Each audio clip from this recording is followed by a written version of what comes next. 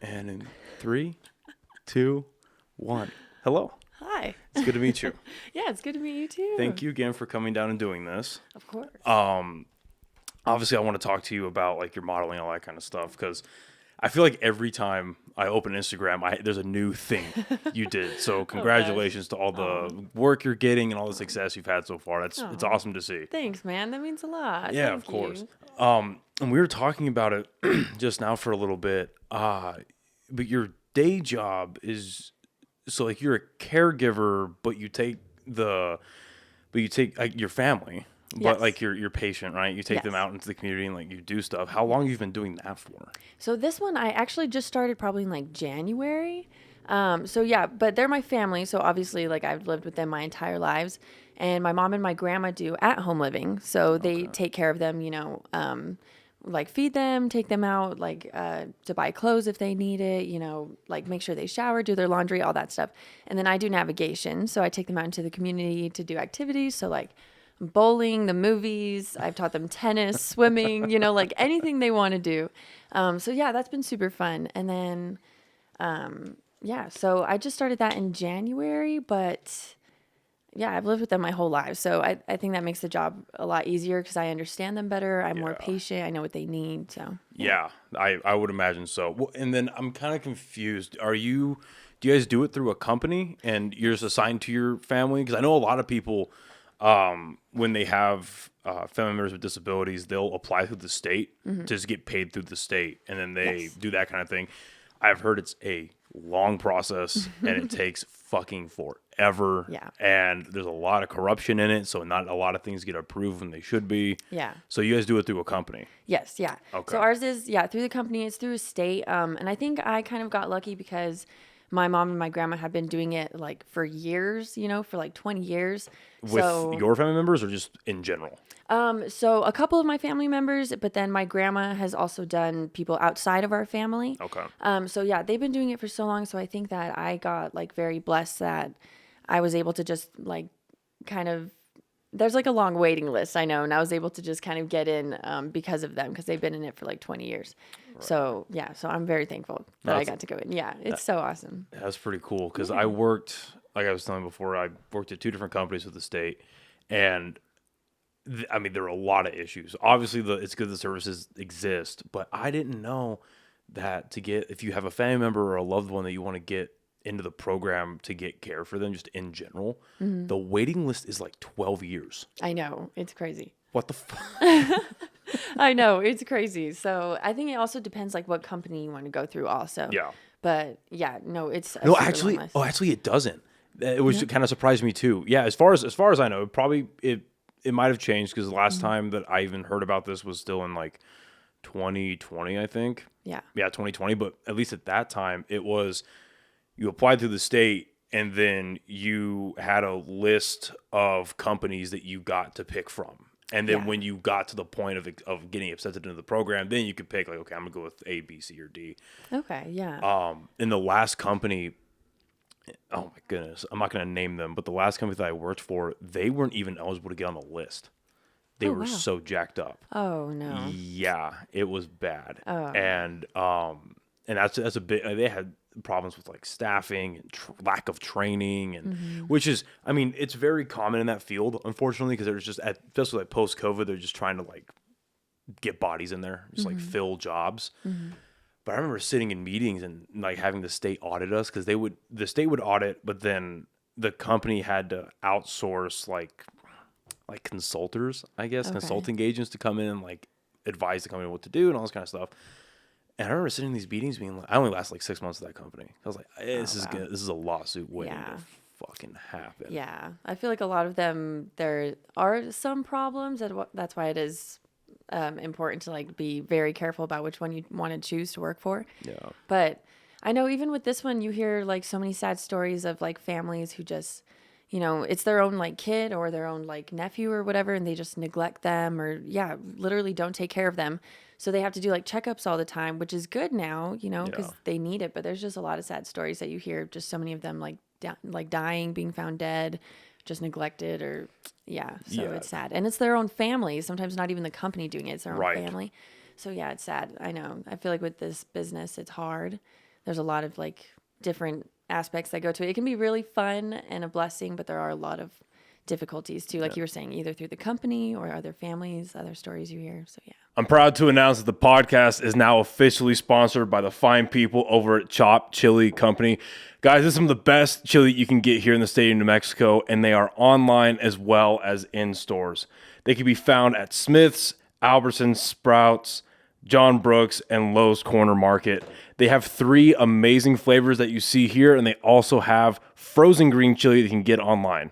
Go on over to the website, chopchilico.com, and get yourself some amazing chili today. Well, and there's people, obviously like your mother and your grandmother and you know, there's people that are just, part of them is meant to do this, right? They are built for it. That's the personality they have.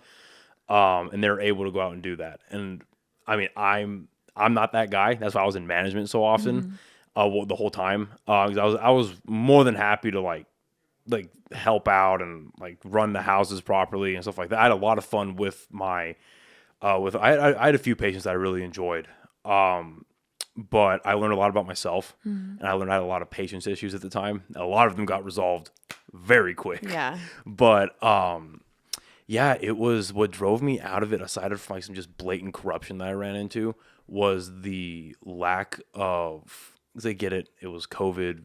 We just had to get people in. You had to just fill shifts and like get bodies in there for caregivers. Yeah.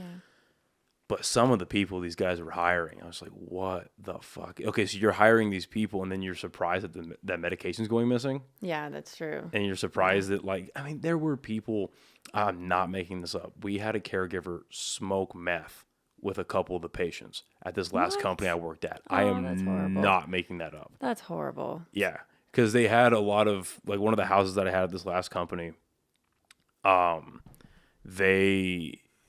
were very drug-seeking individuals, and part of the company's or the state's policy is, depending on like what their I forget the acronym for it, but like basically their care plan.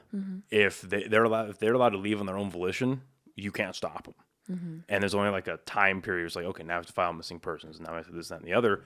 But I mean, they'll go find meth, come back, and then the caregiver's helping out with it. It's like, what the fuck, Man, dude? that's sad.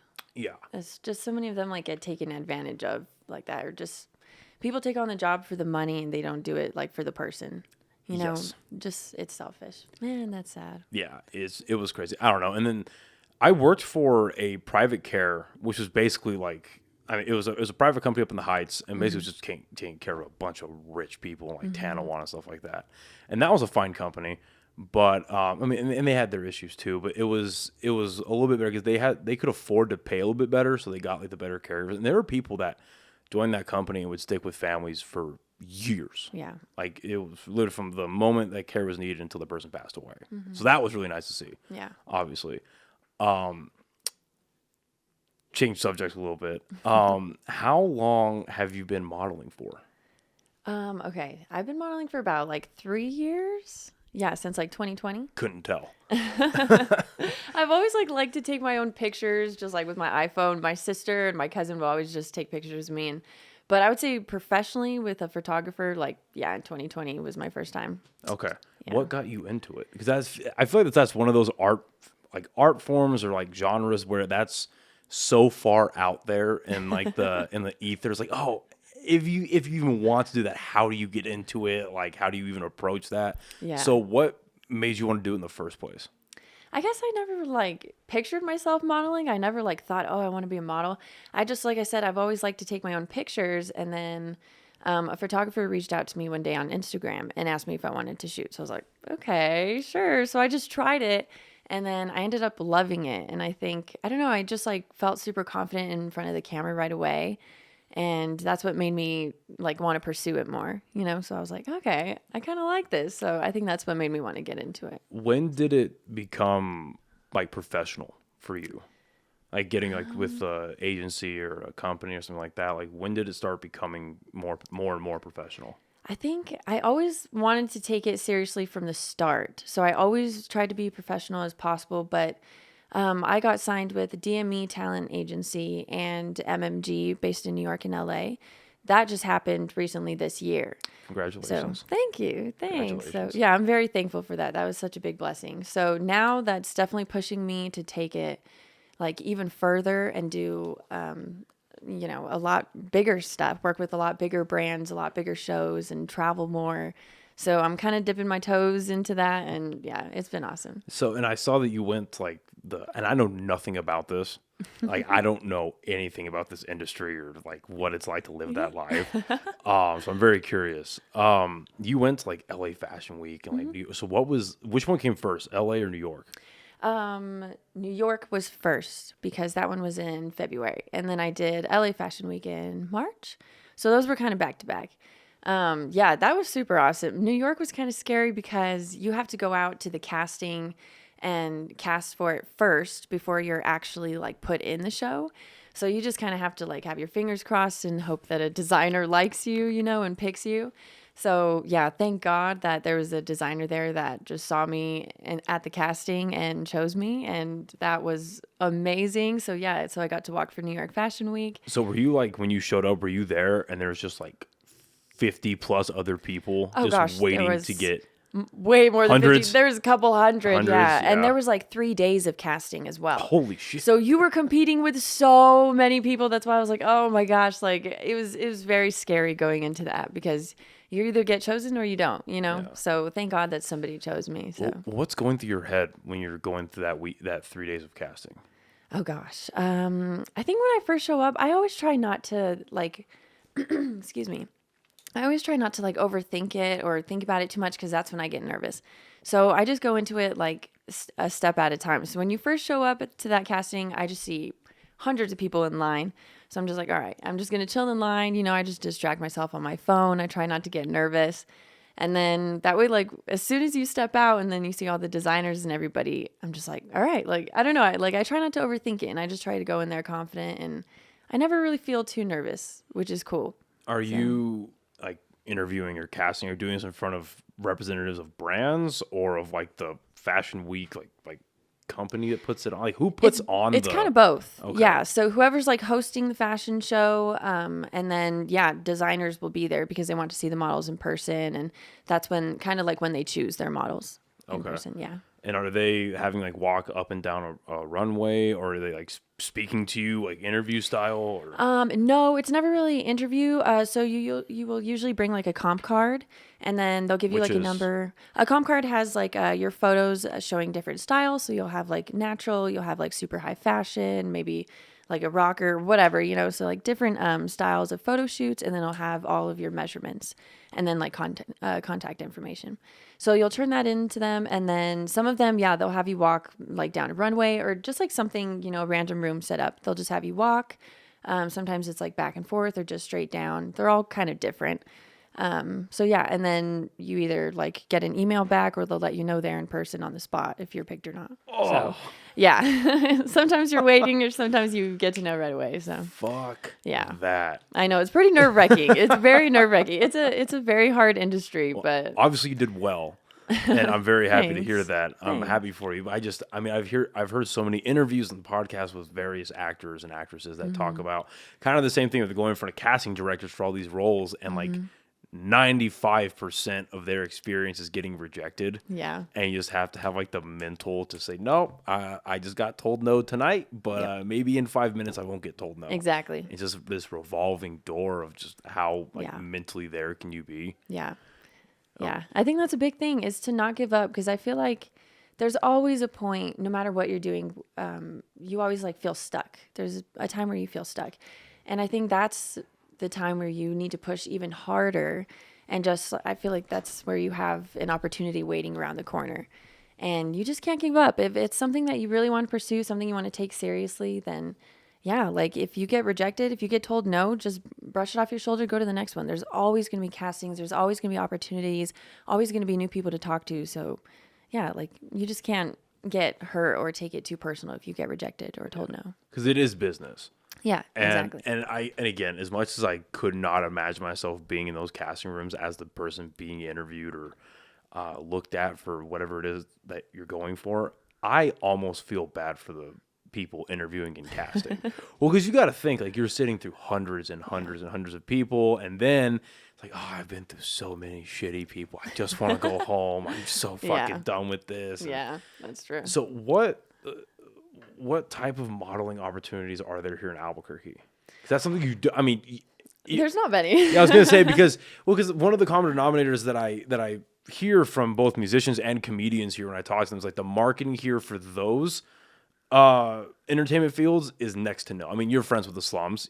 I mean, I'm sure they've told you. Yeah, they're awesome. And your sister. Oh, shout out to your sister, by the way, for putting us into contact with each other. Yeah, she's awesome. I know. She's like, I should go with you. He's been wanting to talk to me too. And I was like, come on. But yeah, I know. Yeah, she's awesome too. Yeah, and speaking of the Slums, because I saw your page, and what I love about Instagram now is now that I've had this podcast, most people that I go to on their page, it says followed by blah, blah, blah, blah, and like 50 other people. Yeah. And I saw the Slums, and Leroy has nothing but amazing things to say about you. Oh, that's so nice. He was like, yeah, she's been like one of our music videos. She's like one of the nicest people we've ever met. You should definitely sit down. I was like, that's the seal of approval right there. Oh, thanks, Leroy. Much love. Oh, that was super sweet. Yeah. It's the truth. But I mean, even they'll tell you that like they have to do all their own marketing, and a lot of the venues don't do their own stuff. And then so you scale that down a bit further for modeling. Like you don't really hear about that a whole lot.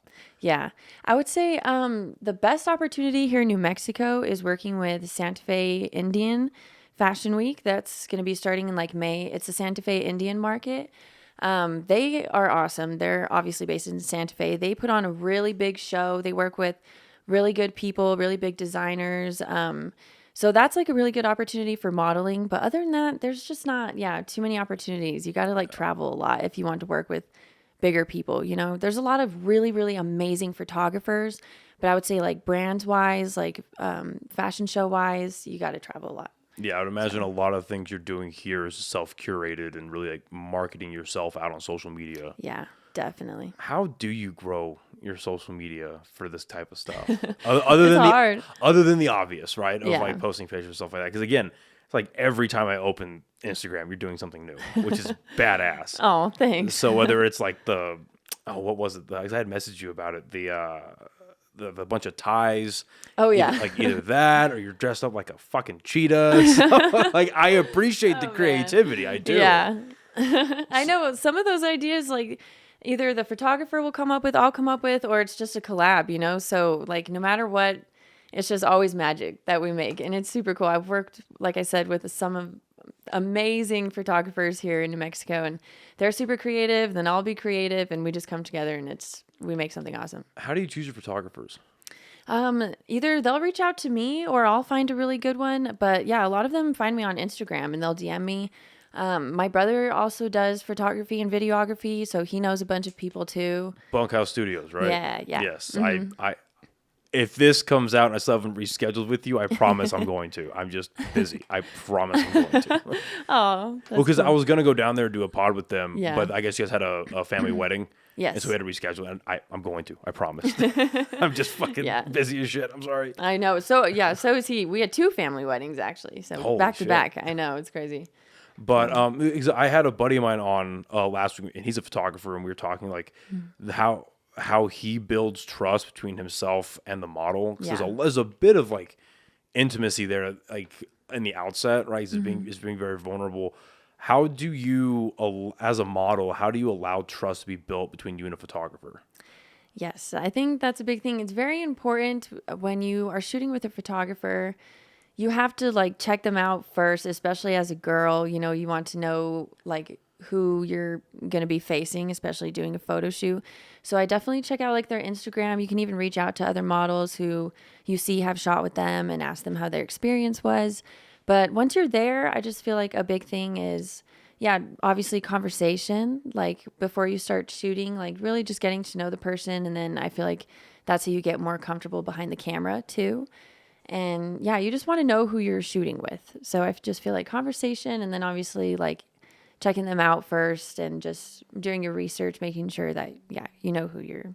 Is that a constant in the back of your head? Like, who am I choosing? Is this like a good, like, not just a good photographer, but just a good person? Is this someone I'm willing to not only be in the same room with, but I'm willing to attach my name to? Yeah. Like, is that like a constant in the back of your head? Because I would imagine just like pretty much any other interaction and any other like really just part of life, it's weighed a bit heavier on women than makes. I mean, I remember having a conversation with my ex like years and years ago where I was like, yeah, I kind of just talking about grocery shopping. Like, yeah, I just throw my headphones on and just walk through the grocery store, get my business done and leave. I don't really give a fuck. I just zone out. And she's like, yeah, I wish I could do that. Yeah. And I was like, you can. Like, and then obviously my ignorance as a, I was like 22 at that point. You know, my ignorance as a 22-year-old guy is like, oh, that makes sense. Yeah. So that's something kind of in the back of your head as someone who not only you want to put yourself out there, meet new people, but then there's like the risk of the unknown, I guess. Yeah.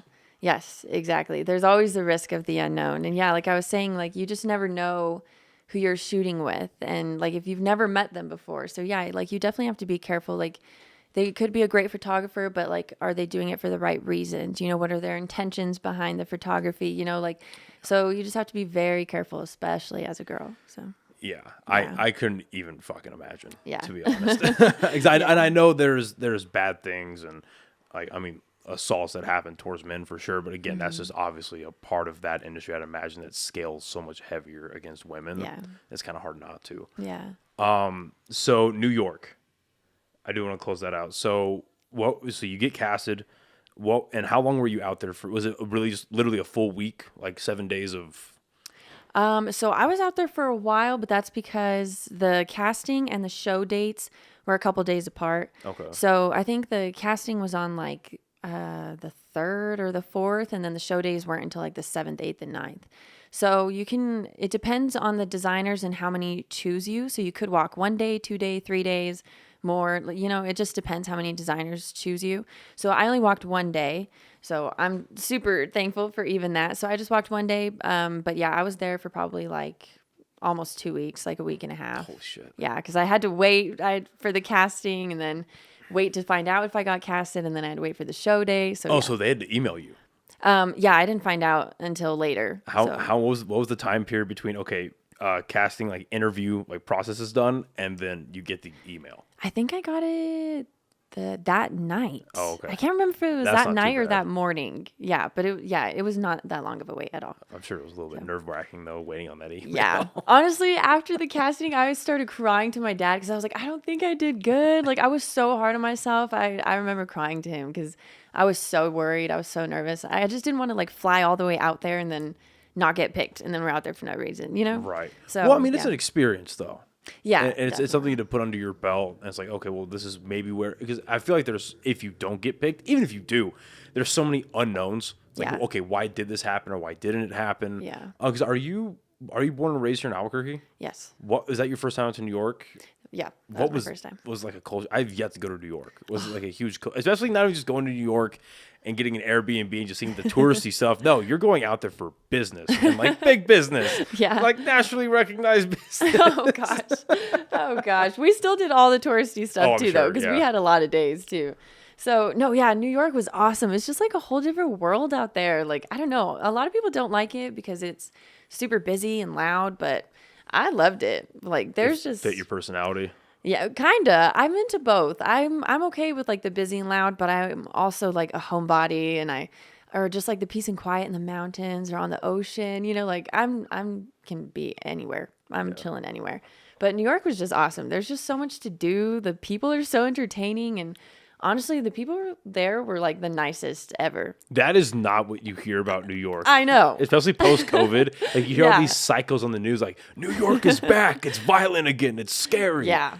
Yeah. It's like, that was not my experience over there. Everyone was so nice. Even I remember my family was talking about it so much because we were like, I thought everyone here was going to be mean, but no.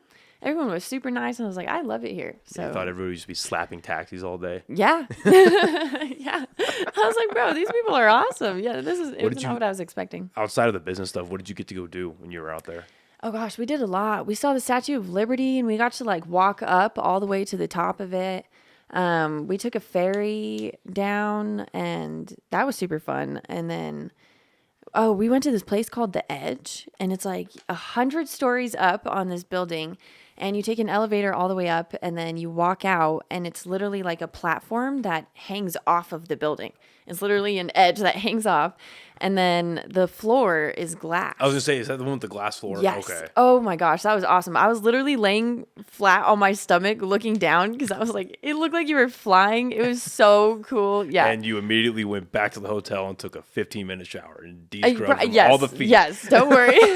From all the feet Don't you came worry. in contact. I didn't even care. I was like, yo, this is so awesome. Yeah, I was just living. So That's sick. there's a lot we did. Yeah, there's a lot of good food. We went on bike rides through Central Park. That was super fun. Yeah, there's a lot we did. So, That's sick. Yeah. So I really want to go out there. Obviously, there's like the Statue of Liberty and like the 9/11 Memorial and stuff like that. Oh yeah, we went to that too. Is it as eerie as everyone says it is? That was amazing. It's huge. Like it was ginormous, but yeah, it was honestly super sad. You're just standing there like looking at all the names and you're like, dang. Like Yeah. that makes it so real, like just seeing it. I don't know. That made it super real. It's crazy. Well, no, that's a good point because I feel like a lot of people recognize tragedy, but they see it's a good thing. But especially in America, 95% of the tragedy you see in your life is on TV or on your phone. Yeah, exactly. So there's a bit of distance and disconnect there rather than actually, going and like whether you're seeing a memorial. I mean, obviously you don't want anyone to actually be there when it's fucking happening, but to actually be in the area where it happened. Yeah. That adds obviously more context, but it makes it more real, like you were saying. Yeah. Yeah, I would love to go to New York just for the comedy alone. Yeah. Like, I'm a fucking comedy dork. Yeah. So I would spend a week and a half, 2 weeks there, just going to all the different comedy rooms and all that shit. Yeah, that's cool. Yeah, you do comedy, huh? Like you just started doing comedy shows? Yes. Yeah. With quotations, yes. Why the quotation? I've been to a couple of open mics and bombed more than I've done well. So, Aw. yeah. But it's a Hey. lot of fun. And it takes practice, like you're not gonna, it doesn't happen overnight, And that's what I keep telling myself as I make the long, if you do, I've found my very short time doing, because I did it for a little bit in the summer, but then I just got so busy with the podcast, and then I had surgery, and so I was down for a bit. And but as I was coming out of surgery, I was doing like 3 or 4 podcasts a week, and so I just didn't have time to go out and do them because I mean, just like Albuquerque's not a huge we're barely an entertainment city. Yeah. You know what I mean? Like it's slowly coming back or like starting up and really taking off post-COVID. Yeah. But we're barely an entertainment city, and I'm honestly kind of shocked that there's 5 open mics a week. But you compare that to somewhere like New York or LA or now Austin, where there's opportunities for an open micer to do it 4 times a night.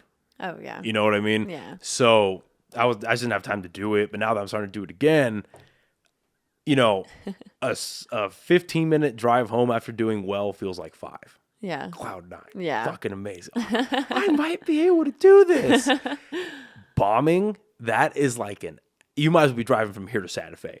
It is such a long drive. Oh man, dang it. Yeah.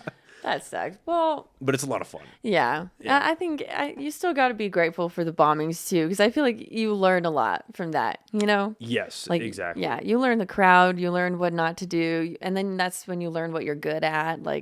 And like you said, it's an experience. Every single time is an opportunity to just keep growing. So it's okay. Exactly. And what I'm really finding in Albuquerque is some jokes work really well in one room, but Yeah. they do horrible in other rooms. And I am learning that not a lot of my jokes fly over well with the extremely liberal types. And so now it's like, because I can look at that, because I've become very fortunate to become friends with a lot of comedians here in town. I'm very fortunate to meet these guys. Because one, they're a good hang. Yeah. They are hilarious people, like actually funny people, right? Just naturally charismatic individuals. But on the other hand, I get to see kind of like, okay, this guy is, I'm sure you if you haven't already, you'll find this in modeling. Like these people are 3 years, 5 years, 10 years ahead of me.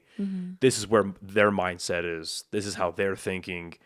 This is how I can be pretty much like learn from what they're doing, learn from how they're acting, that sort of thing. Yeah. And a lot of complaints are like, oh, well, like Albuquerque's too liberal. I can't do my material, or I can't. Okay, maybe you do have objectively funny things that only work well in like rooms where people are a little more open-minded, or maybe you do play to a more right-wing crowd. Sure, fine. Yeah. Whatever's your flavor.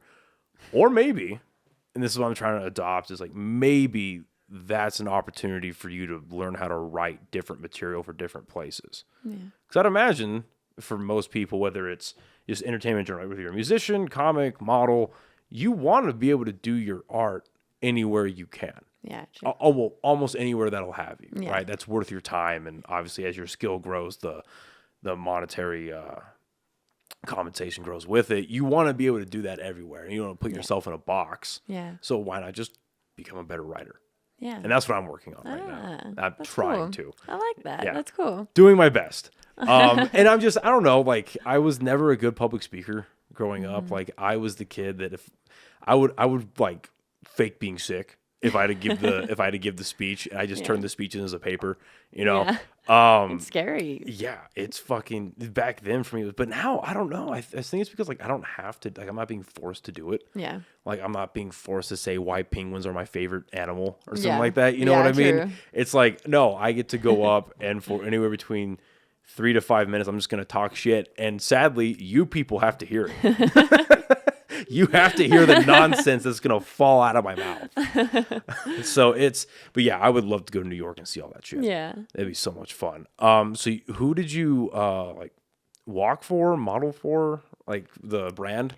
His name is Le Hairs, if I'm saying that correctly. Le Hairs. Yeah. He's French? Italian?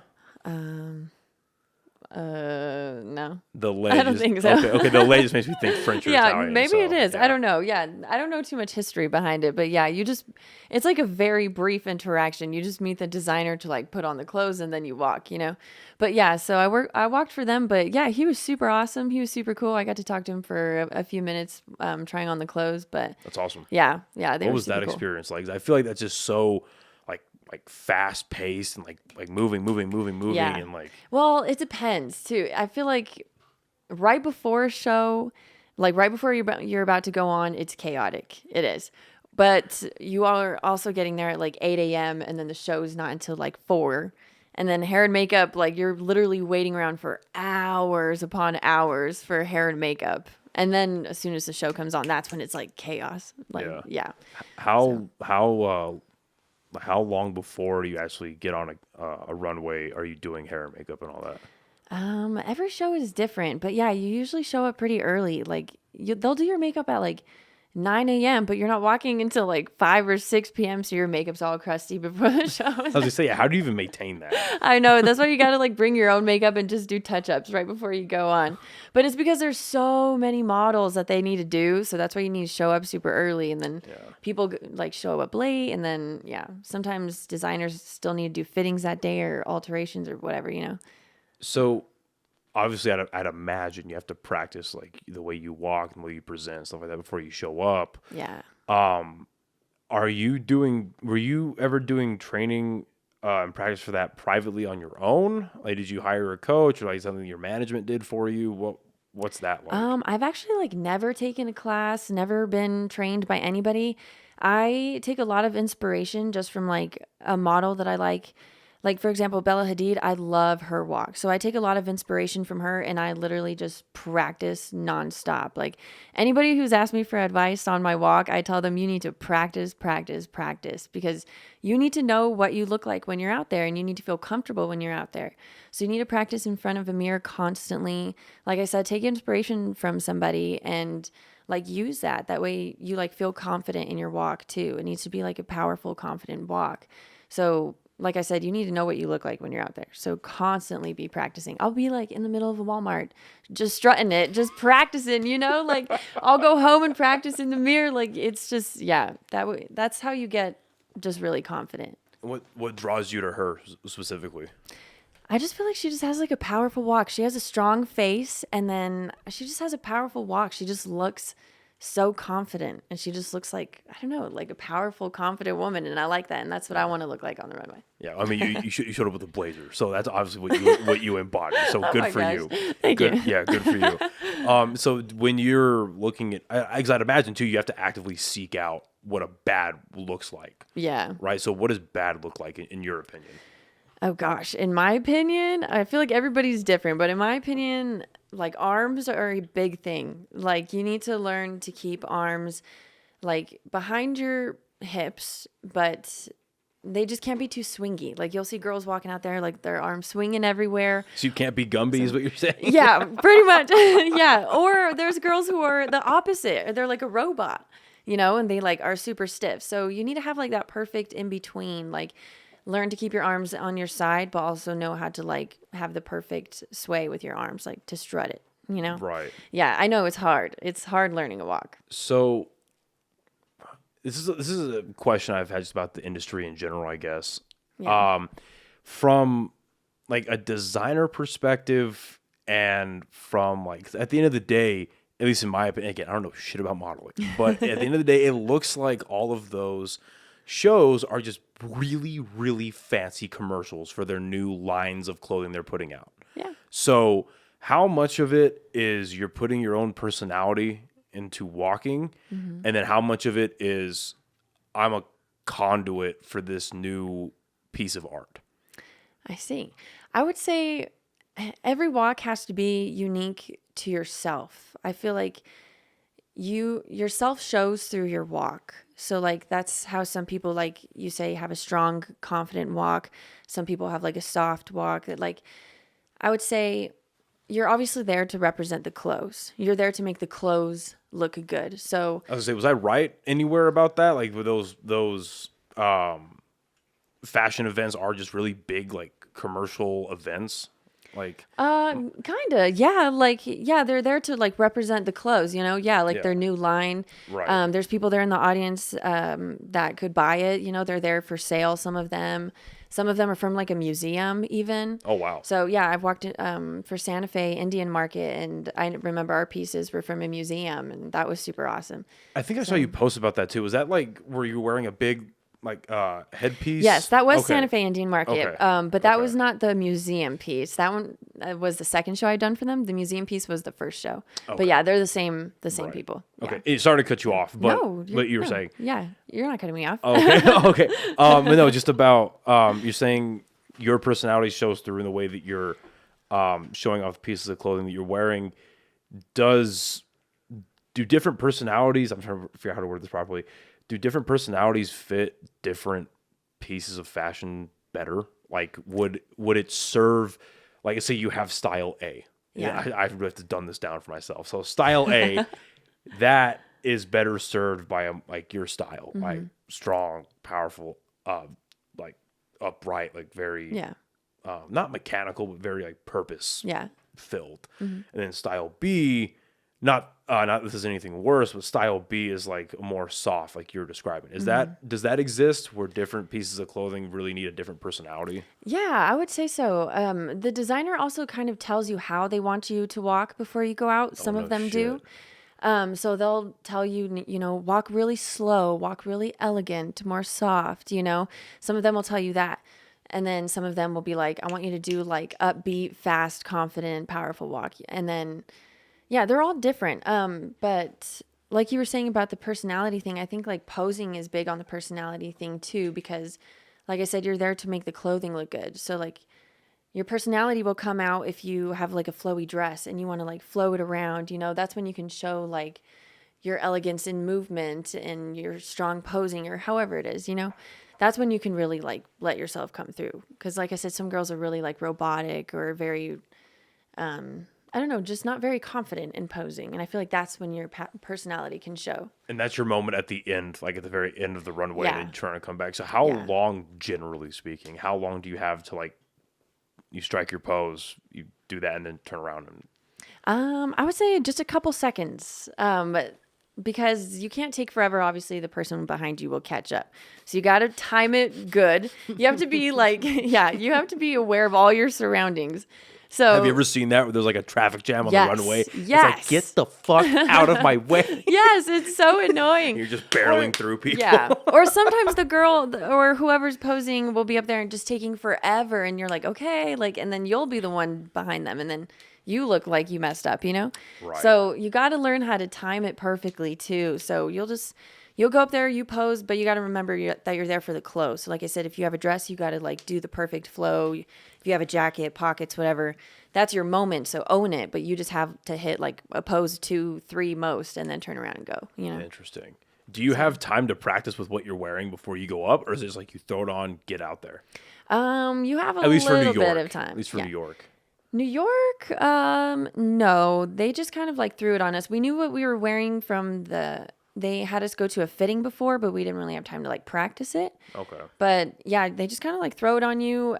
When you're waiting for your turn, for your brand to go on, your line to go on, then you can kind of practice in line. But yeah, you don't have like a lot of time. Yeah. But yeah, sometimes you do. This whole thing is just so like out of this universe to me. It's like the only, and it is not comparable, but the only thing that I can think of that I've ever done is the beginning of last year in March. I did a physique competition. Oh. And that was the strangest thing I have ever fucking, because I grew up loving bodybuilding. Like that's my, it goes that and then boxing. Like those are my favorite sports. Oh, that's cool. And like my father's not a great person, but one of the things he raised me on was like comic books and like the old school 80s, like action, like Stallone and Arnold Schwarzenegger, and all that stuff. And so obviously I'm like 6 years old getting indoctrinated by pumping iron. And so I'm seeing these massive freaks. I'm like, I want to be like that one day. You know what I mean? And my family swears up and down he was never on gear. But thinking back, my dad loved his steroids. Yeah. Like there was no fucking way he did. And so, but anyway, so into last year, beginning of last year, I was like, yeah, I think I'm going to do it. And a buddy of mine who's an actual like pro natural bodybuilder, he was like, yeah, I'll train you. Yeah.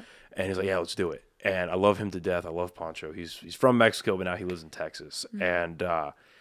And I remember, I mean, the process was sick, but then actually getting there to like show day, the weirdest thing I have ever seen in my world. It was so, because it's just a bunch of dudes, oiled and oranged up, and all the tanner. Yep. Half naked, walking around. Same thing with the ladies, but they like. I felt bad because it's like for the men, like we're all dehydrated, we're all malnourished, like that's a thing. Yeah. But it's like it looked like the pain was turned up to like 15 for the women. I felt so bad for them. Oh. And then also like, and they looked like, obviously for those standards, they looked fucking great. Yeah. Again, not healthy, not maintainable, but they looked great. And I remember, I'll never forget this. It was so very unorganized, and it was like not the best ran show because the company was kind of crappy. Oh. But they didn't even give us an itinerary. Like I remember the night before, I'm like refreshing my email. My buddy's doing the same thing, and we've got nothing. We show up the day of, it's at the chemo, and they had us all stuffed into the basement of the chemo. And so it's like dark and damp, and what the fuck is going on? Have you been down there? I've been there once, but not in the basement. Yeah, the basement's not fun. And it's like half the lights didn't work. And like, so they had us down there, and they all call us into the hallway, and they're talking to us, and they're like, okay, here's your itinerary for the day. And like, this is like the 11th hour. Mm-hmm. They are telling people when they're going to go on stage. And people are like timing water. They're timing, funny enough, Sour Patch Kids, because, so I guess the science behind it is the Sour Patch Kid candy is a simple carbohydrate, and so you eat that, your body produces it into glycogen, goes into the muscle, makes it look more full. You can't obviously just get like the crazy like 5-pound bag and just shove it down. But what my coach brought me, it was rice cakes with honey on them, and then it was these little like Halloween style bags of Sour Patch Kids. Okay. So people are like timing food, timing water, all just trying like pumping up that type of stuff. And so they're like, okay, the men are going da da da da, and the women will start at 2:30, and it is 8:00 in the morning. Wow. And that sucks. There's just this crowd of malnourished women that just shut down, and I felt so bad. Oh my God, I'm so sorry. Because the half men and women, half of them look like they're about to pass out. Yeah. I mean, you can go on YouTube and watch compilation videos of bodybuilders, male and female, passing out on stage. Oh man. Because of how dehydrated their bodies are, especially the ones that are on gear, right? And they're taking these diuretics that are just completely flushing out their system, making them so dry that like a paper cut's just gonna end it. Oh you know what I mean? Oh yeah. But anyway, the reason I bring this up is I remember getting on stage, and you're talking about like you're posing, and I didn't practice that for shit, and I definitely should have. And my coach that was the only thing my buddy was disappointed in me, and he was like, "You needed to practice more, asshole." We did fine, but I remember standing up there and thinking like, I look like a dumbass. This is the most ridiculous thing. I am basically a normal-sized Oompa Loompa up here with the rest of them because we're all so damn orange. Oh, man. And I also... Yeah. And then, like, when you have to... I saw the footage. Because I saw, like, I was like, I watch competitions, so I see how they go. Yeah. But I never realized how ridiculous it was. Because, like, sometimes what they'll do, like, throughout the posing is like, okay, number 37, number 18, switch places. And so, like, you have to, like, maintain your, like you're flexing and, like, you're posing and shit. So when you have to, like, identify to each other what number you are, you, like, look down the aisle, and you're like a robot. You're like, my God. The most ridiculous fucking thing I've ever been a part of. Oh, man. Yeah. And it's funny, like, I loved the process of it. Like, I love, like, and it made me feel good to know that I have the ability to, like, the discipline to, like, lose that much weight and do, like, crazy shit. Yeah. So once I'm fully recovered, I'd like to do a real deep cut like that again. But my God, and then it's also so fucking expensive. Really? Yeah. And you don't have to put a dollar number to it, but what were the expenses like getting out there aside from like airfare and like, did any company like pay for you to go out there, or is it all on your own dime? No, that one, because that show I was doing on my own, that one I was doing before I was signed to any agency. Okay. So that one I was just trying to make it on my own, you know? Look at you. What the Yeah. Oh, you did. Wait. Okay. I messed with the timeline in my head. So you did New York without an agency. Holy fuck. Is that even a thing? Yeah. Yeah, No you shit. don't have to be signed to an agency to do shows. Some of them, you know, if they want you to be signed to an agency, then they'll require that. But a lot of them don't. So How did you apply? it's called Runway 7. You could just go to like their Instagram. They have a link that you can click, and you can apply on their website. No So shit. yeah, and if they like you, then they'll send you an email. So And yeah. I mean, I know this is not a question you could answer 100% certain, but do you feel like there's not a bias, but you're more likely to get picked if you do have an agency rather than if you don't?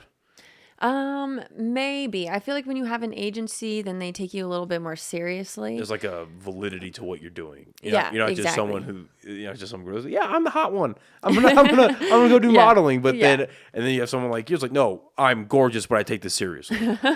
Yeah. Yeah. But yeah, some of them require it because, yeah, exactly like you said. But some of them don't because they don't want to like deal with an agency. So like I said, it just depends. Like, That's interesting. Yeah. You would think they'd want to. yeah. Right? Exactly. You would think they would want to deal with an agency. Like Yeah. that's why. And again, I kind of understand why agencies exist. It's kind of shitty how people get treated inside of them. You know, with some of them. Mm-hmm. 'Cause I've again just heard horror stories on like interviews and podcasts about Yeah. how agencies have treated people and shit, like, especially during like cancel culture and shit like that. Oh, yeah, for sure. But you would think that would be like a preference. Mm-hmm. I mean, I'm glad you got picked without one. Don't get me wrong. No, yeah, me too. Me too. You're telling me. So you're out there. You're about to step out on the runway. Mm-hmm. What's like the last thought in your head before you're like game time and you're just out? How long was the walk actually before it? It wasn't too long. Max, it was probably like 30, 35, 40 seconds. Quick, like, right? Super quick. Yeah, that New York's runway was super short. Not super short, but yeah, I've done way longer. I've done some that are like 100 feet long. So I know. What? I know. It's crazy. So how long was New York's then? I don't even know. Only maybe like I don't even know. It was just quick. I can't tell you. Yeah, it was just It quick. was super fast. I was only up there for like 30, 40 seconds. But yeah, it was awesome. It was a great 30, 40 seconds. But I guess like the one thing going through my head right before I'm about to walk on, I don't know. I'm like, I think that's when I like take a deep breath because that like rolls my shoulders back. And then I'm just like, all right. Yeah. I just take a deep breath. I'm not really like thinking anything. That makes So, sense. Yeah, I was gonna say, did you have to work on your posture? Like, have you always had like naturally good posture? Something you had to work on. I sit like this all the time. Same, and So, that's why yeah. still like I'll be like editing the podcast, or I'll be like pulling reels, and I'll see myself like sometimes like this, but sometimes I have to consciously like, Yeah. that's better for the lower back. Yeah, exactly. I still have to remind myself all the time, but I've gotten so much better. Like I look at old pictures and I'm always like this, but now like it's in my head. I kind of know like this. Yeah. So, but yeah, I still catch myself doing that all the time. So, 30 to 40 seconds up and down. Yeah. Do you feel relieved when you get off, or is there something with, man, I should have done this better, or this wasn't right? And then you're not allowed to smile, right? Most of the time, no, they want you serious, but sometimes they'll tell you, be flirty, you can smile. Like, what's the mindset behind that? Being flirty and like smiling, that's a little harder for me. I feel like I've always done more serious.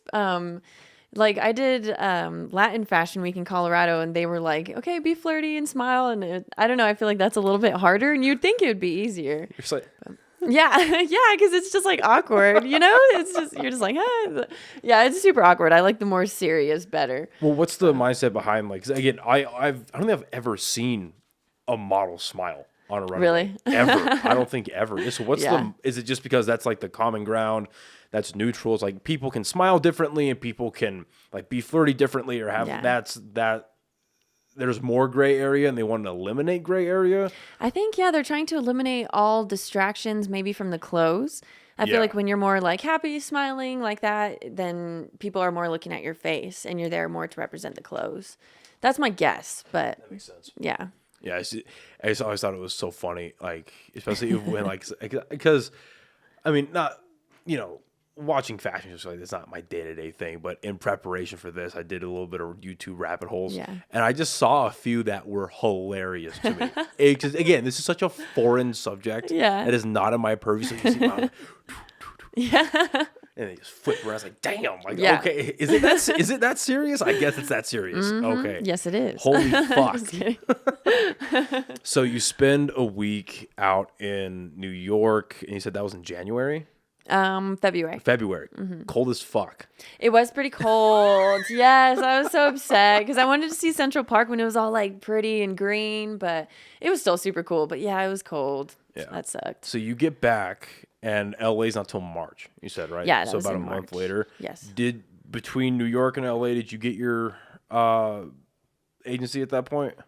I think I was signed in April. So after, oh shit, so you Yeah. did these two without. Yeah, Okay. I think MMG was in April, but then DME was like, I think I was in the process of it during LA Fashion Week. I think I got signed like the week after. Okay. So yeah, Interesting. So those were like back to back. What was the process of getting into LA then? That one was the same thing. You just Yeah. like apply on their website, send an email or something, and then yeah, if they like you, a lot of them they'll choose you like there through the email and let you know, okay, yeah, you have this designer, or some of them you have to go to the casting. But that one I didn't have to go to a casting for, thank God. I was chosen beforehand. Oh So, shit. Yeah. So that was cool. you're chosen like virtually. Yeah. Yeah. Yeah. Okay. And then you can show up and then designers will see you in person, and then you could have a couple more designers choose you. So you can you'll go out there thinking you're only walking twice, and then you end up walking 4 times or 5 times, How many times were you able to do that for LA? LA, I walked, I think I had like 5 outfits out there. Oh shit. Yeah. Different designers are all the same. All different designers. Good for you. Yeah. Yeah, it was super cool. Sick. Yeah. How long were you out there for? I think about almost a week too, just a couple days. Okay. Yeah. Any major differences between the way they run things out there compared to New York? Every place is different. Yeah. Some of them are, like I said, chaotic, and then some are like super easy, but yeah, they're all really different. I would say New York was a little bit more chaotic. That one was scary because I had to go out there for the casting, and then there was hundreds and hundreds of people. So LA was easy because I got picked before. So I knew I was cherry, so I wasn't worried. Yeah, you showed up like, yeah, I'm the shit. What's up? Yeah. No, I'm just like, hello, I'm ready to work. That's awesome. And was that your first time like out in LA as well, or? No, I have family who live in California. They live in Laguna Niguel. It's like right outside of Orange County. Yeah, you were telling me about that. Yeah, Right. yeah. It's like an hour from LA. So Okay. yeah, I go out there all the time. That's north of LA, right? I'm bad with directions. I don't know. I think it's north of LA. Because I have family that live in Carlsbad and San Diego.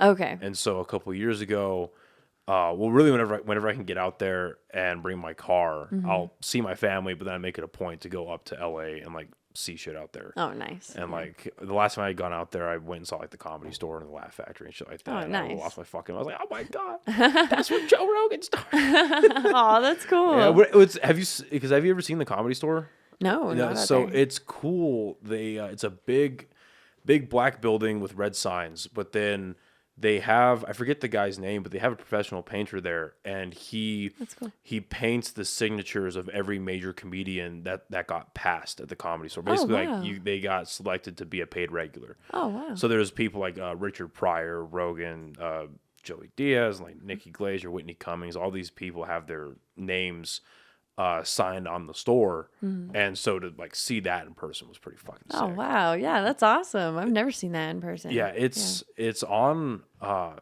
on Hollywood Boulevard. It's on I think on Sunset.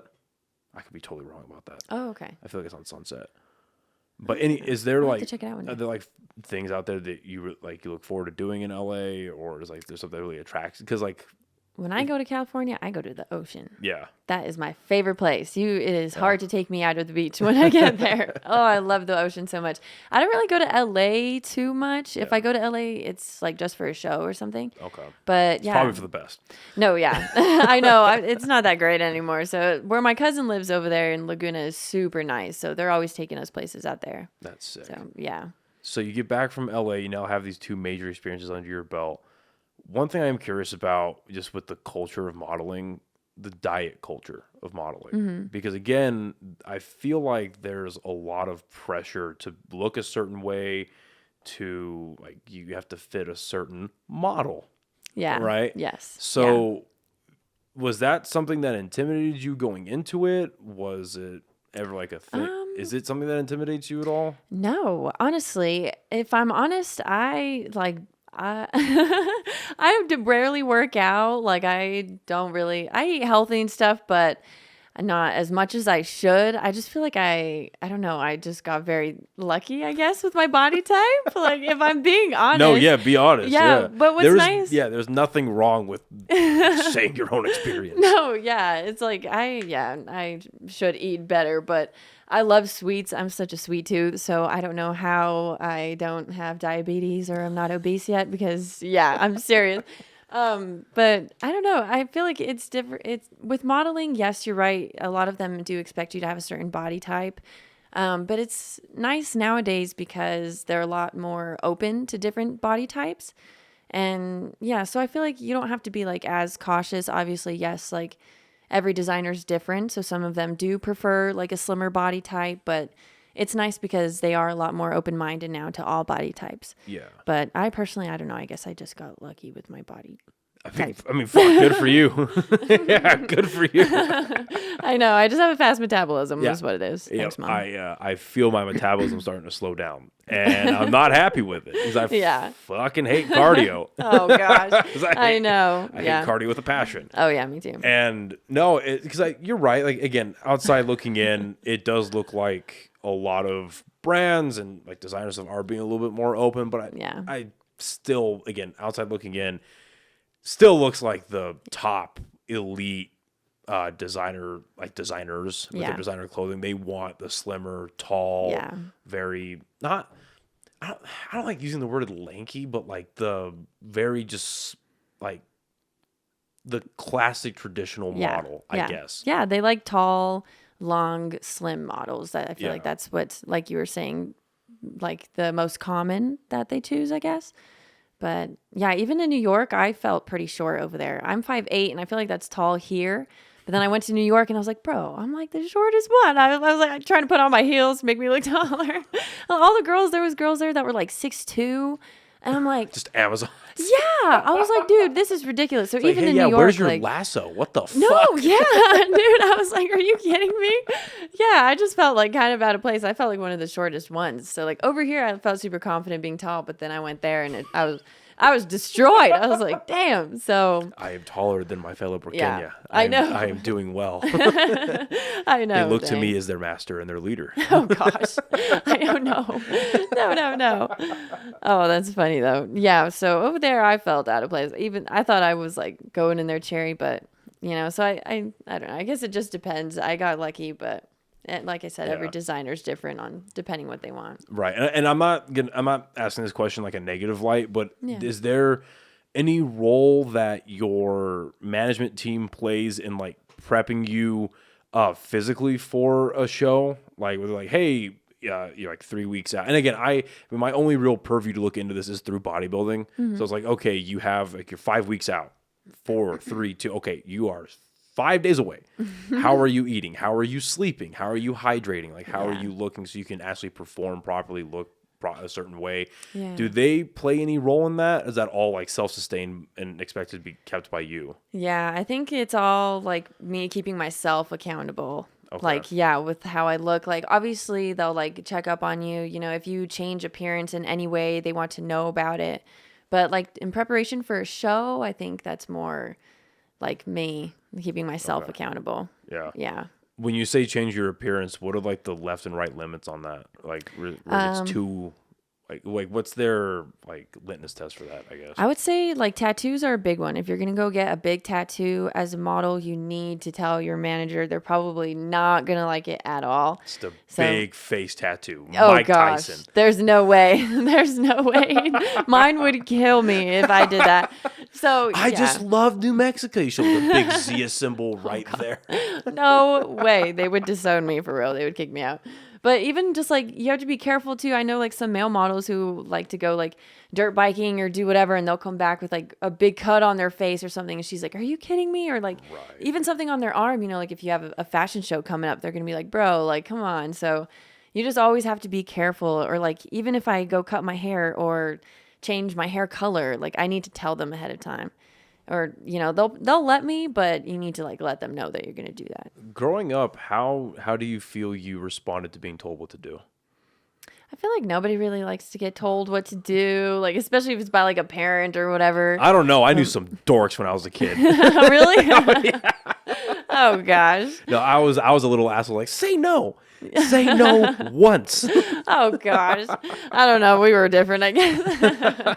No, but I was never like a bad kid. But yeah, I feel like I don't know.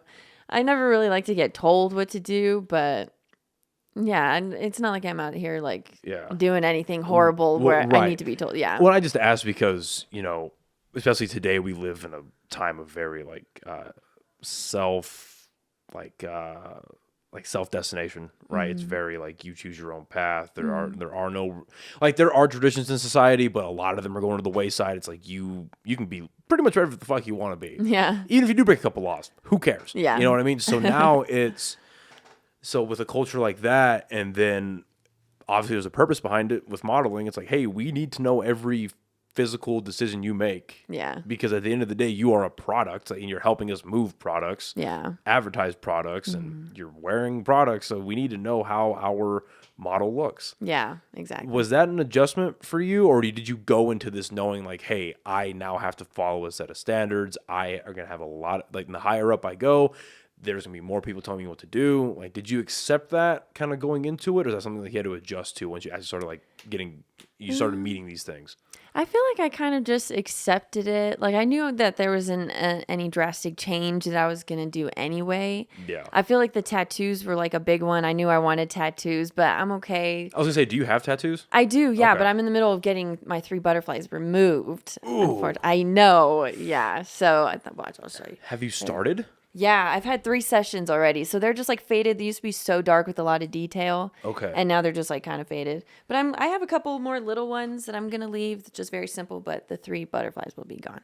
So. Well, I mean, you know, all that tells me is if I didn't have tattoos, I could have been a model. That's crazy. Hey, some of them like tattoos though. I feel like you either need to have That's no a joke tattoos. For all you assholes in the comment section. It's a fucking joke. I know what I am. In the comment section. It's okay. No, yeah, I feel like they either like a lot of tattoos or none. Like there's nothing in between. Yeah. Is there? Okay, so before I ask that, how long has so far anyway? How has the removal process been? It hurts during it. It hurts really bad. Because what are they doing? Are they like radiating it? It's literally like a laser, and they're literally like just lasering it off. I don't even know really how to explain it, but it hurts so bad. She gives me like a squeeze ball, and my hands are so sweaty. But so comparatively to getting the tattoo, is it worse? Oh yeah, getting the actual tattoo is nothing. I can do that 100 times. This it hurts super bad. Like I can take it, but it does hurt a lot worse. Right. But yeah, I feel like if it was anywhere other than the arm, I would die. And like, thank God it's on the arm. What's the how long has the removal process taken so far? It's taken a couple months. I feel like I have to wait like 3 months in between each session. And I've only had shit. 3 or 4. Yeah, I think I've had 4. How many sessions do you think it's going to take? Probably like 10. Fuck. It could be more, it could be less, but I'm like guessing around 10. Capital F. Yeah, Fuck. I know. Oh my word. Yeah, it sucks, but I'm not too sad about it. Like, I like them. If I wasn't modeling, then I wouldn't have gotten rid of them. I would have kept them, but I'm not too mad about it. How old were you when you got your butterflies? So I got them separately. One of them was separately. I got 2 when I was like, I don't know, maybe like 20. Okay. 20 years old, yeah. 20 or 21, I'm not sure. And then I got this last one just recently, like a year ago. Did you have any, when you first started getting, did you have any aspirations of modeling? Was that even in your purview? I was like doing photo shoots, but I never thought that I would be doing it this seriously. So that's why I didn't care. Right. And I just kept getting them. Yeah. So yeah, now that I have them, I'm like, crap. I wish I would have waited, or I wish I didn't get them. But. So when you were out at like New York and LA, did you have to do any makeup to cover them up, or was it just like fuck it, we're gonna send it? No, yeah, and I didn't have to. LA didn't care at all. New York didn't either, actually. But I was wearing a long sleeve anyway in my outfit, so yeah. So thank God. So is it more of like, I get these removed, I have more, I guess, more access to more outfits I can wear. The more like.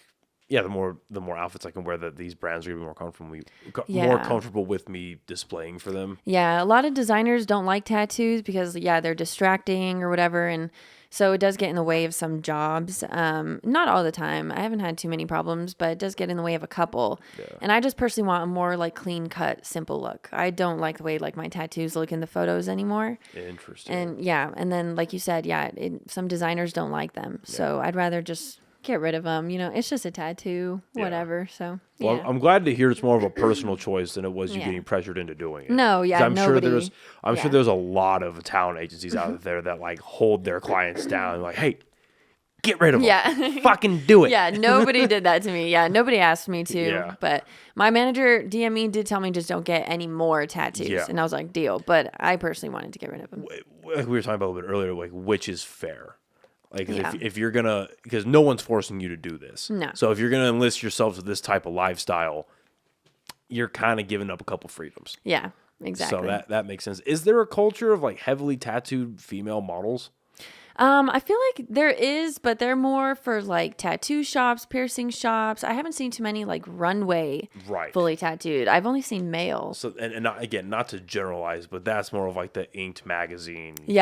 Suicide Girls. That style. Yeah, exactly. Personally, that's the only time I've seen like fully covered like tattooed. I feel like that's a lot more of a niche in that industry than anything else. Like it's not very mainstream yet. Yeah, no, not yet. Yeah, because tattoos, it's funny. I'm born and raised here in Albuquerque, but a couple weekends ago I went down to Alabama to visit some of my family, and I'm looking around, and I'm obviously in the deep South. I went to a Crimson Tide football game where 90,000 fans are in this fucking stadium. Oh gosh. I was deaf in my right ear for like an hour afterwards. And my right ear's already fucked up from shooting machine guns for years and years and years. But my hearing was fucked. But anyway, I remember looking around and thinking like, no tattoos? Nobody? Nobody. Really? Like 3 people? Oh my gosh. There that's were crazy. like, and not just at the football game, like when we went out to eat, when we were out around the town, because my family lives in a very, very small town called, not very small, but it's like, basically like Rio Rancho to Albuquerque. I live in a place called Madison, right outside of Huntsville. And there was like nobody with tattoos. Oh, wow. I was shocked. I haven't spent a whole lot of time in the South. Like I've just been there and into Georgia. But I was very surprised. So I would imagine that in the modeling industry, it's the more heavily tattooed section of it is not anywhere close to mainstream at the moment. Yeah, I've never even really been to the South. So yeah, that's crazy. But yeah, in modeling world, like I said, you either are heavily covered or none at all. And if you're heavily covered, it's probably a male, which is weird. I don't know why, but I guess they're more the fully covered females. Yeah, like I said, is more the tattoo piercing shops. Yeah. Well, I guess that kind of makes sense in the more like runway style because tattoos are traditionally more masculine. Yeah. They started out with pirates and with prisons, so Yeah. that kind of makes more sense. And then Yeah. obviously evolved into like motorcycle gangs and shit like that. Yeah. That's so now like you moving forward. What does like how did getting a management agency, a management company, how does that change things for you now?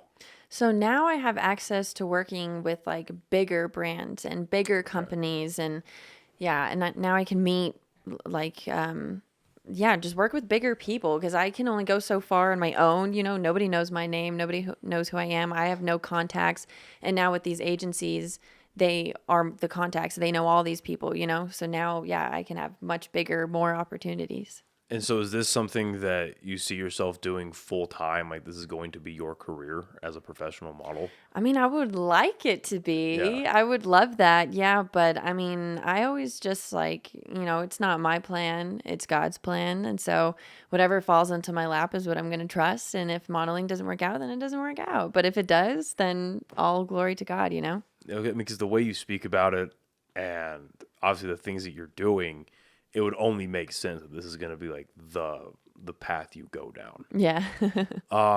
That's actually a really good segue. The other thing I also expect to see on your Instagram when I open up the app is modeling and Bible verses, which Yeah. I adore. Thanks. I think that's awesome. And not a lot. Not a lot of people, including myself, are very. I talk about Christianity and being a Christian on the podcast, like whenever it comes up. But I've never been the guy that like puts that on my social media a lot, or like I really make a point to talk to people about it.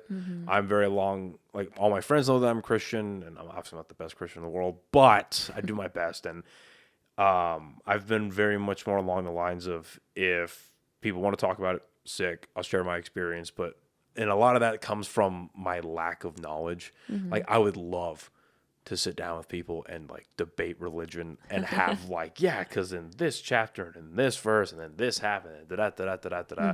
I'd love to be that guy. Yeah. I'm not. Yeah. That's okay too. I am not. Were you raised because the culture here in New Mexico is a lot more Catholic than it is Christian. Because my mom's side of the family is Christian, but my father's side of the family is Catholic, and I had kind of like a dual household type thing going on. Were you raised in a church, or is that something you found on your own? I was raised in a church. I've been Christian my whole life. Both of my parents, my mom and my dad, come from Christian families. So it's always been a part of my life, but I feel like being so young, I never took it too seriously. You know, like I always believed in God, but, I cared about my friends more and I cared about going to high school parties more and whatever, so I never took it too seriously. Yeah. But now that I'm older, it's like, this is something I choose to be. And, not just because I was raised this way, not because my parents told me to, like, this is something I chose for myself and something that I personally believe in 100%, That makes So sense. yeah, it was never forced upon me. It's something I personally choose. When did that choice happen for you? Well, like I said, I've always believed in God, but taking it like more seriously, like I think this past year is when I've really just like fully wanted to devote my life to him, and just give everything to him. And I was baptized in April, I believe it was. Good for you. And thanks. So yeah, I think after that is when I'm like, all right, like I'm going to do this, like there's no reason to be ashamed or to not talk about it, like this is who I am. And so I want people to know that. Yeah. So, Was there like was it a single thing that happened in your life, or was like a buildup of events over years that led you to that mindset that where you just woke up, hey, like this is obviously the path I'm going to take? Well, I was really lost for a while. I had an amazing group of friends that I still adore and that I still love, but just weren't the best influences. And so I was super lost. And my best friend, she's still my best friend to this day, Rianne, she is the one who kind of brought me back. She moved away, so I never see her too often. So when I saw her, we just like talked about it, and she's the one who just kind of like set me straight, and she's the one, who brought me back to it. And so that's really when I was like, she's right. I need to be taking this seriously. And so I'm forever grateful to her for bringing me back and when I was lost. That's awesome. Yeah. Any friends like that? Yeah, definitely. And so how is I guess the proper term for it is rededication. Yeah. I'm having to pull back from my like Rolodex of proper terms. When It's okay. I don't know proper terms either. So you could just, it's all good. with that being relatively fresh in your life, how do you feel it's changed your outlook on just not only just your day to day, but just life in general? I would say I'm just a lot more like, I'm a lot more like loving and patient with people now. Like I feel like before I held on to a lot of anger and everything, and now I'm just like learning to release it all, and I just treat people differently. I'm a lot more kind. I feel like that's a big thing. Is like it's so hard to meet kind people nowadays, and yeah, and I just want to be like the one kind person that somebody remembers, and on top of that, like hopefully I can bring them to Jesus by being kind and being loving towards them, like, because that's part of being who Jesus is. Jesus is love. And when you are loving to somebody, that's what they remember, So I feel like it's just given me a whole different outlook on life. Like I was always trying to be loving and kind, but not like now, like that's what I want people to remember. Well, it's a good differential you bring up because you'll meet people that are nice. Yeah. You'll meet people that are good in conversation, good in socializing, which, I'm not discounting that because you'll also meet some assholes too. Yeah. They're just some real pieces of shit, like right off the bat. It's like, oh, you're just that guy right now. Okay. Sounds good. Yeah. But there's a difference between just being nice, but then they turn around and they act a certain way or they talk about you a certain way to other people. And it's like, oh, okay, that's okay. Well, just at least the asshole's upfront about it. Yeah. You're lying. Yeah. Cool. Okay. So what you just illustrated a bit of it just now, but how has the definition of kindness changed for you over the last few months? I would say I am a lot more selfless now. Like I feel like being kind is putting the other person, their needs before yours, thinking of how they're going to feel, thinking of what they need. And people are constantly thinking about themselves. And I feel like that's what keeps them from being like super kind to people. It's because they're like, oh, well, that person looked at me wrong. So blah, blah, blah, but if you just turn around and smile, like that's what makes you different, Yeah. So that makes a lot of sense. And without getting political about it, but obviously like today, a lot of Christians find themselves at odds with the current world we live in, whether it's like a political thing or a social, like social norms are changing. Social standards are changing. The way you conduct yourself, the way you present yourself. How do you find yourself wrestling with a lot of that on it? Like whether it's you open up Instagram, you see something, or turn on the. I'm not gonna say you turn on the news. I doubt you turn on the news. When is the last time you turn on the news? I watch it when my parents put it on, and I happen to be in the kitchen or something. Then I'll sit down and watch it. But yeah. So, but whenever you, you intake the world right now. Yeah. How do you find yourself finding God in that and then separating yourself from everything else? Yeah. Because the Bible quite literally talks about stuff like that, where you're not supposed to be of the world and you're not supposed to be, you can enjoy it, but you shouldn't be idolizing it. Yeah. Right? Like, how do you find yourself doing that? I feel like, gosh, especially in a world like this, how can you not lean on God? How can you not turn to God about everything? I just feel like all around us, like he's everywhere, like in this world, he's a never changing God. So just because I see something on Instagram, it shouldn't change, who I am or how I look at something. Like I believe in the Bible 100% everything that it says, and I'm not going to change like my opinion on that just because of an Instagram post or because of the news or whatever. It's like you throw on the news and you just see all these horrific things, and some things even like speak about it in the Bible, and it's like, how do you not turn to God when you see all of these horrible things? Right. Yeah, I feel like people are just so quick to blame God for horrible things, but we need to remember, like, God doesn't cause bad things to happen. Like, sin causes bad things to happen. People cause bad things to happen, but God is the one that you should turn to when these bad things happen. No, that makes perfect sense. And that's one of the things that I've struggled with a bit with my own faith is, And again, because if you haven't noticed by looking around, I'm a fucking dork. My sister would love it in here. Let me just say, she likes all this like creepy stuff, but yeah, I like it. It's cool. Thank you. Yeah. And a lot of the like references and things that go on in my head are very much superhero based. And the best way I can sum it up, there's a line in Batman versus Superman from Lex Luthor. What a sentence! And he goes, well, if God is all good, then he can't be all powerful, and if he's all powerful, he cannot be all good. And there's a part of my brain that can answer that, but there's like a disconnect between the way my brain sees it and the way my mouth can like articulate it. Mm-hmm. You know what I mean? That's what I've been kind of working on. It's like, because you're right, like people cause it and sin causes it. But then the other part of my brain goes, well, God gave us free will and a bit of him is allowing it to happen. But then the other part of my brain goes, well, and I promise I'm not schizophrenic. This is all one voice. The other part of my brain goes, well, yeah, but true love, and you'll find this obviously in relationships, whether they're friendships, romantic, whatever it is. Mm-hmm. True love is someone choosing you of their own volition, not you forcing someone to love you, because that's toxic as shit. Exactly. And I mean, hopefully not everyone has experienced that type of relationship, but I know most people have, especially today. Mm-hmm. Do you find yourself like wrestling with stuff like that as you read more of the Bible, learn more about it, learn about your own religion? Like, do you find yourself wrestling with anything like that, or just in general? Not wrestling, it's like questioning, I guess. 'Cause I feel like that's a very human characteristic. Yeah. To question. Yeah.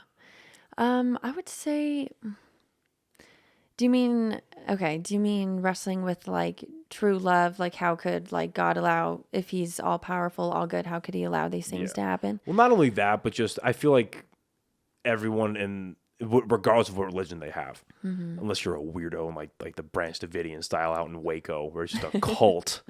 But you know that story, right? I think maybe I've heard a little bit. So it was back in like, I'm going to mess up the dates, like 94, 92. Basically what happened is there's this huge compound. Let me give the bullet points. Compound in Waco, Texas. David Koresh. It was it was a cult, and he used God as a vessel, basically to say that I am like the one way to God. You need to believe. Very like stereotypical cult leader, right? And he had this compound full of people, and it was like 50 or 60 of them, and he was telling all the men that like, for your wives to be true wives in our cult, they need to have sex with me, and like, you're like, even if your children aren't yours and they're mine, that all these like bullshit. And basically what ended up happening was, and it's debated whether or not it was legit or not, because what turned into a big thing is the ATF got notified that they had a bunch of illegal weapons. Whether or not they did is still up in the air. And what happens, and there's a really good show about it. It's on Netflix now.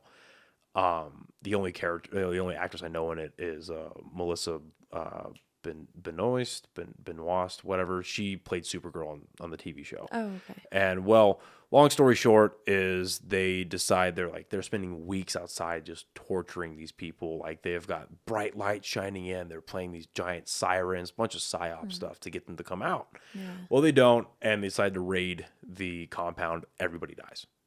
Yeah, the ATF burns it to the ground. Turns into this whole, and it's debated whether, like, okay, who fired first, what was ethical, what was legal. But anyway, that's what that was. So obviously you have people that just go full in, they don't question anything, and they're like, yep, what I'm told is what I believe. And you have other people, and I feel like, again, this is a very human characteristic, where it's like, okay, I believe my core tenets of my religion, but I have questions. And I think, like, I can't wait to have him back on. I need to get him scheduled. But a friend of mine who actually used to work in apologetics at Calvary, Sean, this is one of the best I've ever heard it put. He was raised in a Christian household, walked away from it, decided to come back. And now his mindset is, I want to be proven wrong, but every bit of research I've done, and he is like in it. like he researches and goes through every lecture and goes through every historical, like whatever he can about whatever subject, because that was his whole job. For people who don't know what apologetics are, for like 6 to 8 years at Calvary, his whole job was to sit in his office and have appointments with people that said, this is why I think Christianity is wrong. And then he had to turn around and tell them why they're wrong. Oh, wow. What a fucking crazy. job. Yeah, what a job. That's crazy. So it's a lot of pressure. Yeah. So that was his whole thing for like 6 to 8 years. And he goes, yeah, my mindset has been, I'm gonna keep believing this until I'm proven wrong, and I've yet to be proven wrong. Wow. You know what I mean? Yeah. So anyway, to bring this all back to what I was originally Yeah. asking, do you find yourself like questioning anything, or like not taking issue, but just saying like, hey, like that doesn't make a lot of sense, or like why did this contradicts that, or anything like that? Yeah. I feel like, there's a lot of things to question, you know? I feel like God wants you to question things. He wants you to be curious. And there's so many questions that you can ask that don't have an answer, you know? Like, and I think it's because we're not meant to know. Like, if we knew everything, why would we need God? You know, like we're not meant to know everything. Like a lot of it is meant to be curious and for us to look forward to finding those answers later, you know? But yeah, there's a lot of things I question. Like something my brain cannot comprehend is like how we're going to be in heaven for literally forever and ever and ever and ever and ever and ever. Like how is there like just no end? Like I don't know, like that just doesn't make sense to me. How is there just no end? But that doesn't mean I don't believe it, you know? But it's just I'm not meant to know. I'm not meant to understand that. If I had the answer, then like I wouldn't have something to look forward to. I wouldn't have something to be curious about. But it's okay to question things. He wants you to, because he wants you to do research and show that he can prove himself, that he is who he is, you know? Right. That's a good way of putting it. Yeah. That's a really good way of putting it.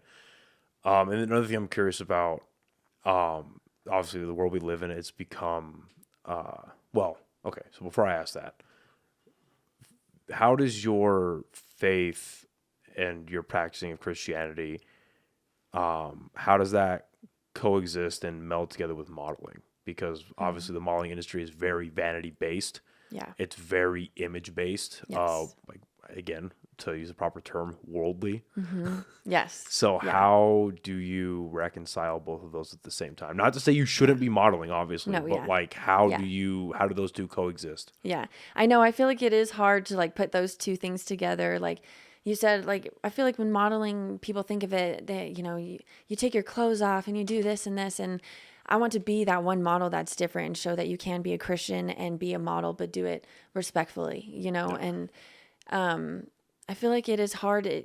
That's why it is important to be choosy and careful about which photographers you work with, because I do want to be represented in still a Christian, respectful way. But I want to, you know, prove that I can model too. Right. But so I have to be careful about what I'm shooting, like what I'm shooting in, what I'm wearing down a runway, you know, like, and then who I'm shooting with. So it is a lot harder because, you know, a model who isn't Christian, you know, doesn't have to worry about that. You know, and I feel like you can have a lot easier access doing it that way. But, you know, I don't care about it being easy. I'd rather do it respectfully and stay true to my beliefs, you know, but prove that I can still do what I love. Right. So. That's a beautiful way of putting it. I mean, I feel like today the term model, just like almost in the same way, the term like content creator gets conflated a lot now with OnlyFans popping off during the pandemic the way it did. Yeah. And now is there any pressure? It's just, again, obviously you can only speak from your experience, but is there any pressure or any outside influence, I guess, for you to go towards shoots that are more risque or sexually based? Is there any outside pressure for that? I feel like I always know what I'm going to wear or what the shoot is going to be ahead of time. So if they come to me with an idea and it's something like that, like a boudoir or whatever. Thank you for using that word, because I had that in my head. I was like, that's the term I want to use. I don't know how to pronounce it. Saying that, I wasn't sure if I was pronouncing it correct either. So.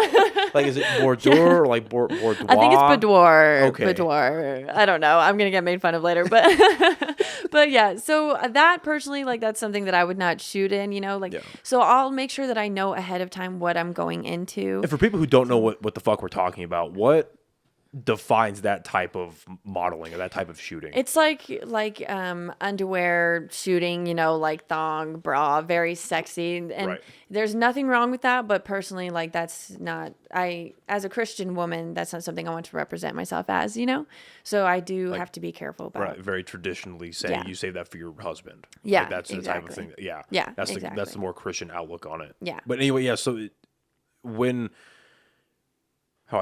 you go out to like book with a photographer, is that something are there standards that you set for yourself when you make present right out the gate, or is that something or does it say, hey, if they bring it up, I'll say something about it, but if they don't bring it up, I mean, it was never talked about in the first place. Yeah, pretty much. Exactly. Yeah. So, like I said, a lot of the time I'll know kind of what I'm going into, like wearing or whatever for the shoot. So it doesn't really need to get brought up. But if it does, then I make sure to be like, no, I'm not comfortable with that, you know? So, and nobody forces me. A lot of them are like, okay, cool. You know? So yeah. Well, that's a very quick way to out your personality and out, and no, for real. It's like out your true intentions. Is to, excuse me, is to like, you know, say like, well, why not? Well, I thought it'd be. It's like, all right, asshole, we're not here. Exactly. Yeah, if somebody gets mad at you for not doing that, you know that they went in there with the wrong intention. So you should not have been shooting with them in the first place. Yeah, so that is fucking. That gives you your answer right there. That is creep central. Yeah, definitely. So yeah, how you did a really good job of outlining how you move through all of that type of industry as a Christian. Yeah, it's just. Because again, like I feel like traditional modeling isn't how sexual you can be, but again, like just with society the way it's turned, it's there's a lot of I feel like there is a lot of expectations on women to like maybe go do those more risque type shoots, or like when are you gonna have an OnlyFans, like shit like that in general, and quite frankly, I couldn't fucking imagine what your inbox looks like sometimes. I'm sure it's fucking disgusting. I mean, let's be gosh, I don't even like look at the requests. No thanks. Good for you. Yeah, no. Yeah, good for you. So then,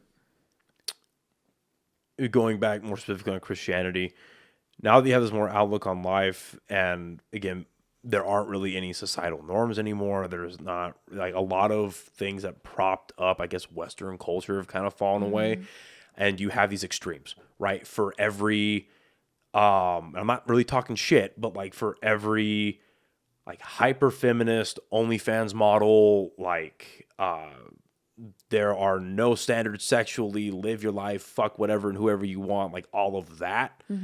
For every one of those, you have on the other side of that, you have the like fresh and fit guys, Andrew Tate, and like the Tate brothers, and they have like the hyper masculinity to the point where like, and there are things that, and I've said this before, and I'm happy to explain myself, but there's some things that the Tate brothers have said that I wholeheartedly agree with, like wholehearted, like the hard work, be a strong masculine guy, you know, have standards for yourself, be a very strong, hardworking individual with drive and ambition and all that type of stuff.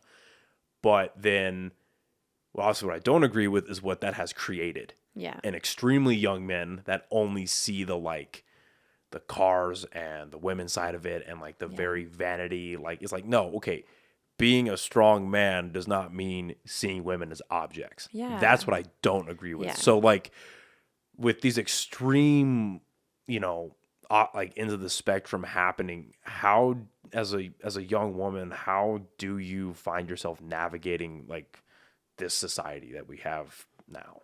Oh gosh, with the society, yeah, you have to be very careful about like what you say or like who you talk to and everything. But... Yeah, and not to cut you off, but just to add a little more context, I just say that because again, we were talking a little bit earlier.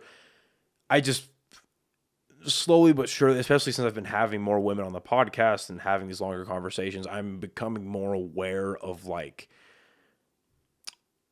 auxiliary precautions, let's put it that way, that women have in the world that guys just fucking don't. Yeah. And I would say I'm ignorant to it, but I just didn't know about it in the first place. You know what I mean? Yeah. So that's kind of my mindset in asking this question. So how do you, whether it's just putting yourself out there as a model, whether it's in like your personal life and the way that you're trying to find a good partner, like how do you find yourself navigating today? And then obviously you throw social media on top of all of that. Yeah, I know. Yeah. Oh gosh, I feel like I'm very careful, especially like meeting a guy. I'm very careful and picky about like meeting a guy, going on a date with a guy. Just like you said, it's hard to find like a guy who's very respectful and a gentleman nowadays, but it is because, you know, a lot of girls don't represent themselves like that way either. So I don't know. I feel like it's it's hard.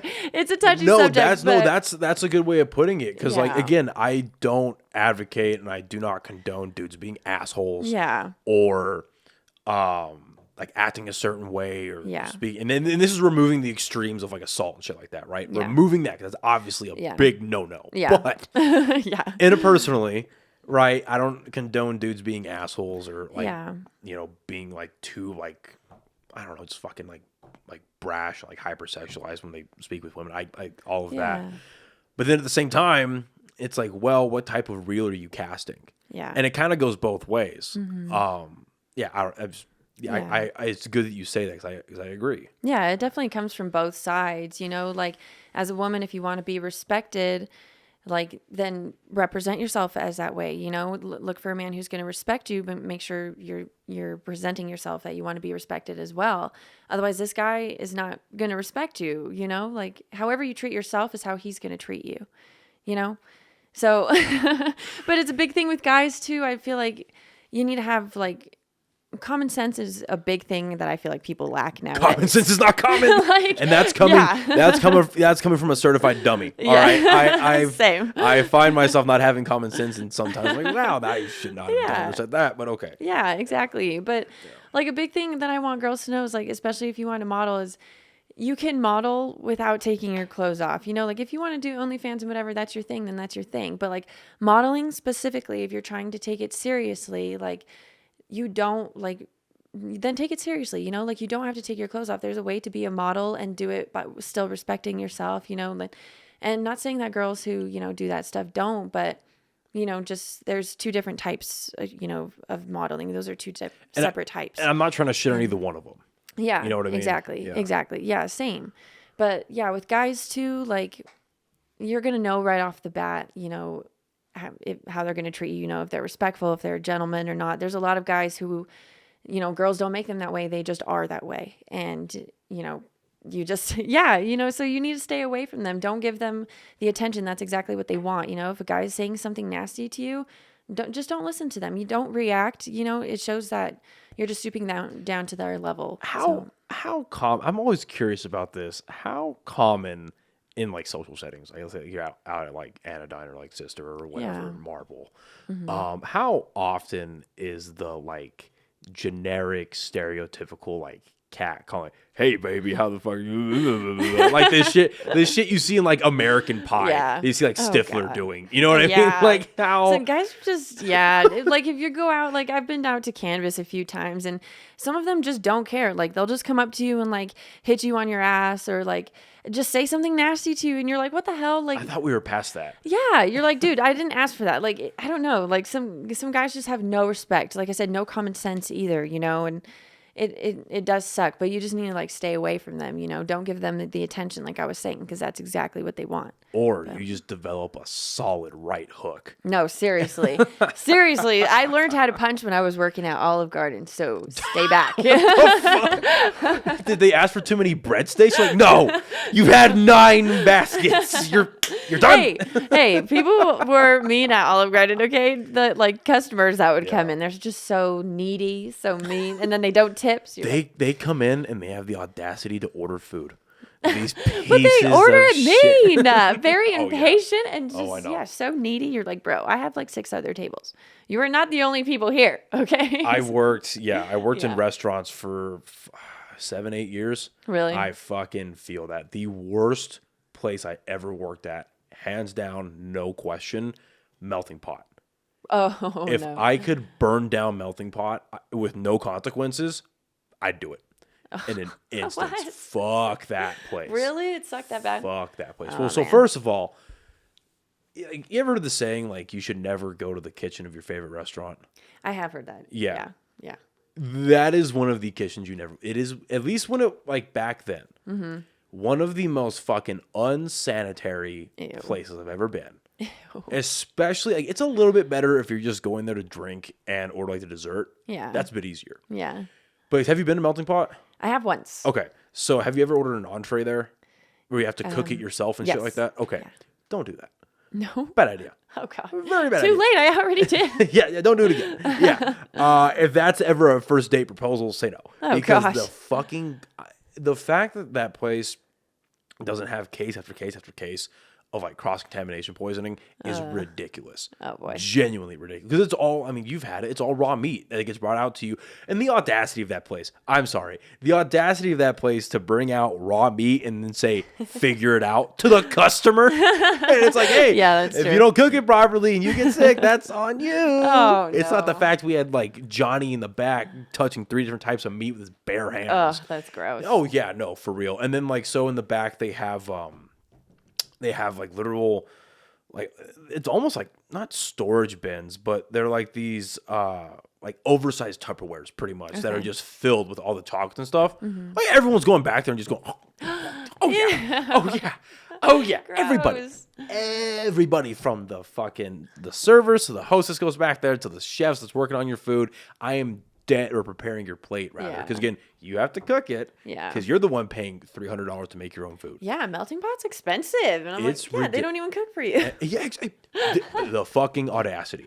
And then the management is just terrible. I mean, at least I hope they have new management, but literally I remember, because I was like, oh shit, I was only there for one summer because I was promised big tips, and as a busser, that definitely did. That is the lowest amount of tips I've ever had as a busser. I think, so I was like 18, maybe 19. No, I was 18. And I remember working one night, and one of the younger servers that was there, she's having a bad night, whatever. She's in the back by the POS, and the way it was set up, like there was a wall. So like it's like a little opening, and you walk in, and there's like a station here. It's like roll silverware, opening, and like cabinets, and then over here. And then the POS system was like right here, so you had to turn it and you look, so nobody can see your face. Oh, okay. And so I'm putting myself away, and then I go back there to start rolling silverware, and I hear like whimpering, and I'm like, "What the fuck is going on? What?" And I look, and this, as she's putting in her order, she's like crying, and I'm like, "Hey, are you good? Like, what's going on, man?" And I'm a dorky little 18-year-old, right? I have nothing to offer except like a very scrawny shoulder to cry on. You know, that's still nice, though. You know what I mean? You want to cry on a railing with a heartbeat? That's me. So she's like, she's trying to like get worse with it. I remember her saying, I just have to focus on this. She's putting her shit in. I am not making this up. One of the managers, like, talk about Napoleon syndrome. This guy. He's like 5'3". Oh God. Patchy hair, like balding but won't accept it. Scraggly fucking beard. Yeah, you know what I'm talking about. Yeah. This guy is in your head right now, right? Obviously took a couple cycles of steroids that did not work out for him because he was just like no muscle definition, but just like wide. Oh gosh. You know what I mean? Yeah. Anyway, he walks by, does a double take, turns around, walks back in, and I quit like 3 weeks later. So I was going to school, thankfully. This fucking guy walks in. I was dumbfounded. And this girl quit on the spot after this. He walks in and he goes, "Get your shit together and get back to work." As she's putting in orders. Oh, that's like, so me. Wow, what? I'm pretty sure the uncooked meat is not worth her fucking mental stress right now. And then definitely. And then the people, because again, it is a very expensive restaurant. I mean, just going to drink at the bar, you're gonna drop like $60. Yeah. People that go there, the demographic generally are very uptight, very snobby, very well, if you don't get it right, I'm gonna be. They're very like in their own head about their own money. Yeah.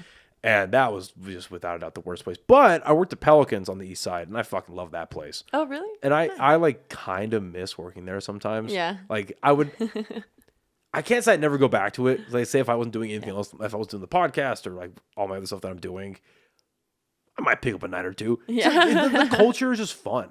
Yeah. Granted, I made a couple bad decisions there. Oh, I mean, yeah. and it was fucked because, like, I mean, you worked in a restaurant. Yeah. Everyone drinks. Yeah. All the fucking time. I know. And I worked with a bunch of ravers. That's what it was. oh, nice. It was fun though. Like you said, I miss working there sometimes too at Olive Garden because I loved my coworkers. They were awesome. It's the culture. Yeah. Yeah. 'Cause Yeah. You have shitty people. Yeah. And you have just asshole customers that come in. Yeah. But then you get to go in the back and talk mad shit Yeah. about everyone. Well, then, and back then, like, I was so, like, socially not there. Like, I was very quiet, kept to myself. I never went out. Yeah. Right? I was the kid, like, I had my couple of friends that hang out with me. And especially, like, back then, I had my little dinky apartment. Mm-hmm. And so, towards the end of it anyway. And I had my friends that I hung out with, and then when I was working there in high school, I would literally just go to work, be a busser, be a server, whatever, then come back to my house and fucking read comics all night and just stay to myself. Didn't really do a whole lot. Didn't really talk to girls. That wasn't my thing, right? Yeah. And so, but I realized from watching all the female servers, I was like, I need to be like personal if I want to make more than $80 a night. Yeah. Okay, I need to figure out how to like cheer you up a little bit. Yeah, so I did fake it till you make it. Exactly. I did a little experiment on myself and like stone sober. Yeah. I'd make like a good night. It was like 90, maybe 110, 115. Yeah. Drunk? I would clear like 150, 170. Oh my gosh. Because you're more happy. Yeah. And so you just brush everything off. You don't care. Exactly. And so because I worked there until I was like 21.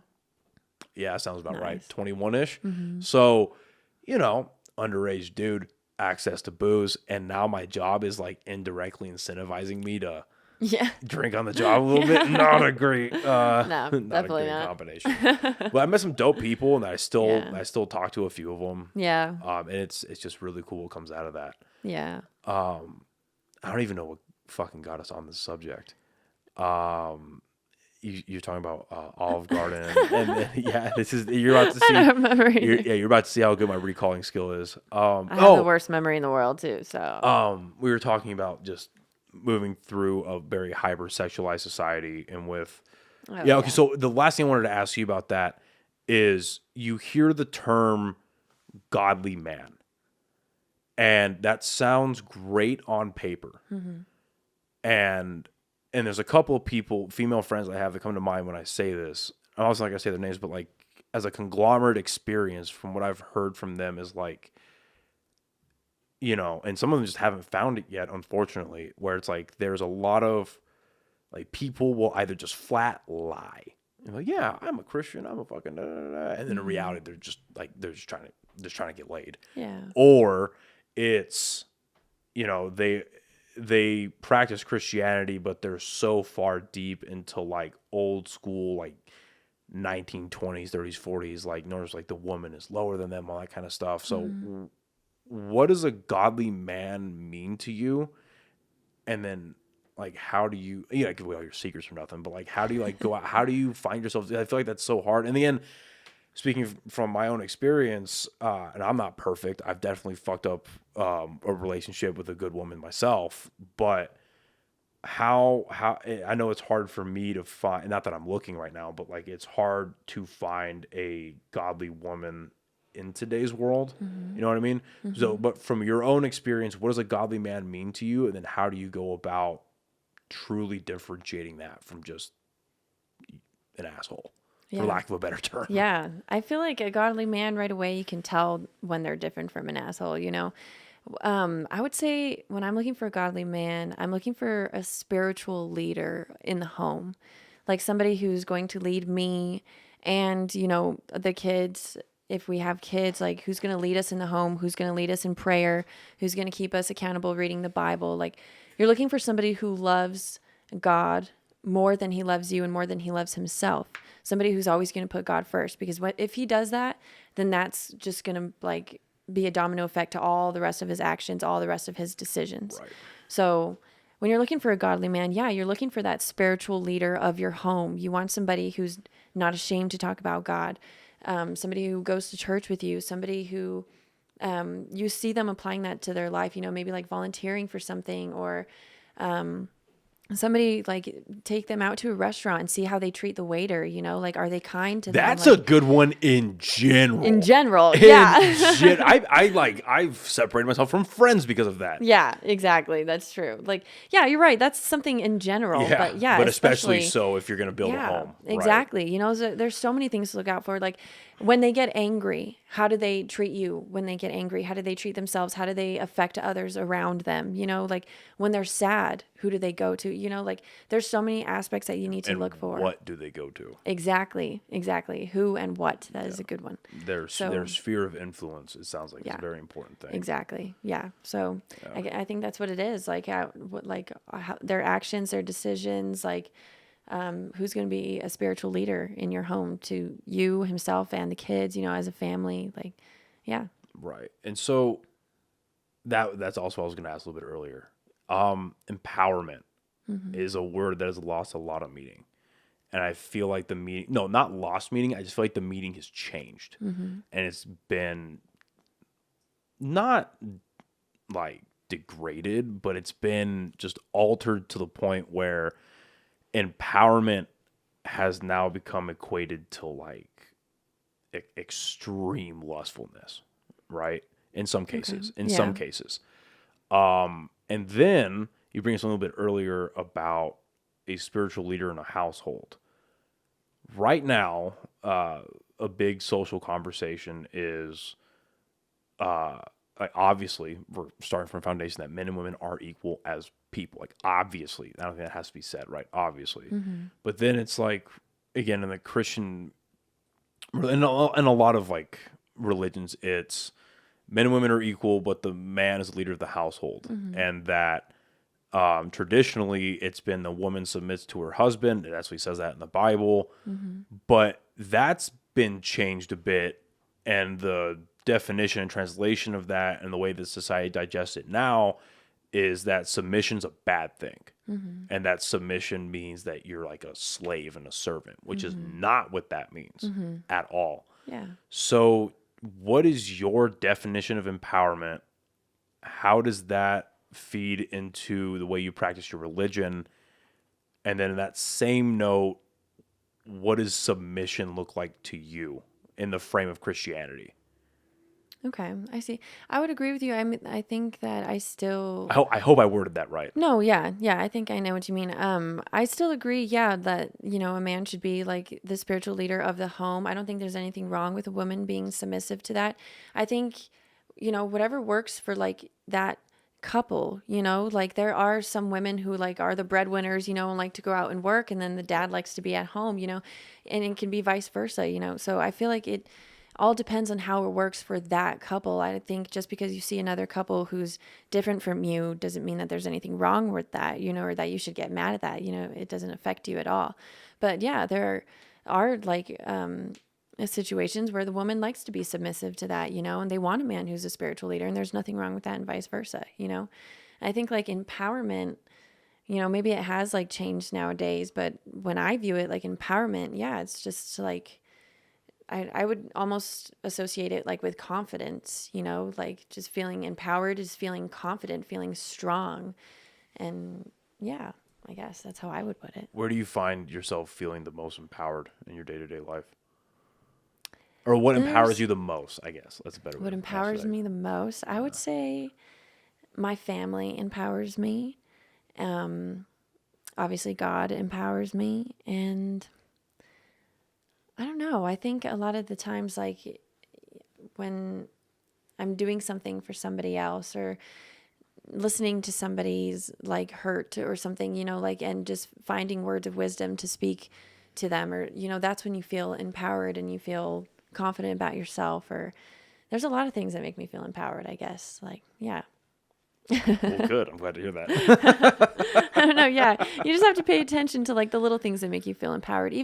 I would even associate like when I'm in the ocean, I just have like I don't know why I feel so connected to like water. I would even say I feel like empowered in water. It just makes me feel like, it makes me realize like how small I really am in such a big world. And that's like, in an odd way, I feel empowered, like, I don't know, just being there, like under a sky and seeing how great and big the ocean is. Like, I almost feel empowered in that way, knowing how small I am in such a big world. Have you always had that mindset, or is that something that's been like something that's been amplified through religion?